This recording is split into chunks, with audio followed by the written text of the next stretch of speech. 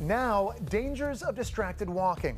Nearly 6,000 pedestrians were struck and killed by motor vehicles last year. And a major part of the problem? Your cell phone. Distracted walking has quietly become an epidemic, and a deadly one at that.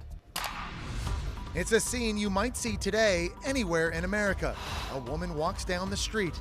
Bags in hand, she pulls out her cell phone just long enough to lose sight of the pavement.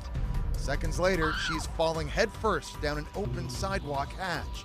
Her problem? Distracted walking. Well, distracted walking is when you don't put your full attention into the complex task of walking. And most people think, well, walking, that should be an automated process. It's not so complicated. It is. So you need to be really aware, even in an indoor situation, that something can happen like this. An ordinary visit to the mall turns potentially catastrophic as this woman stumbles into a fountain.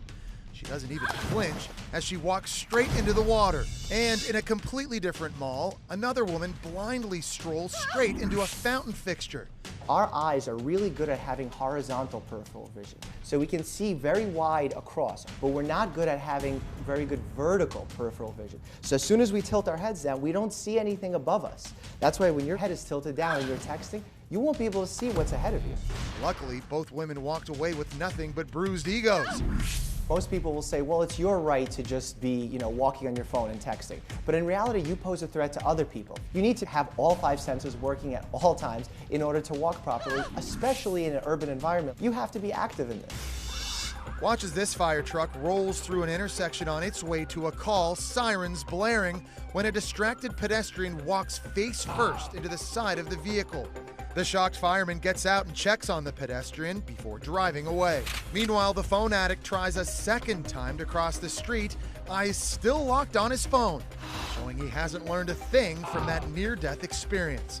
Our phones give us a lot of information very quickly, and they can distract us because they're hardwired into our brains to give us that reward effect, that ping effect. Even drug use has a similar effect on the brain. This addiction was so strong for this distracted walker, he strutted straight into the path of a loose grizzly bear. He was inches away from finding himself in a nasty fight with a wild animal. So what's the secret to walk away from all that distraction? The tip that I would give is really simple. Just keep your head up, be aware of your surroundings, and know that if you're going to text, step to the side, answer your text, and keep on your way and get there safely and happily.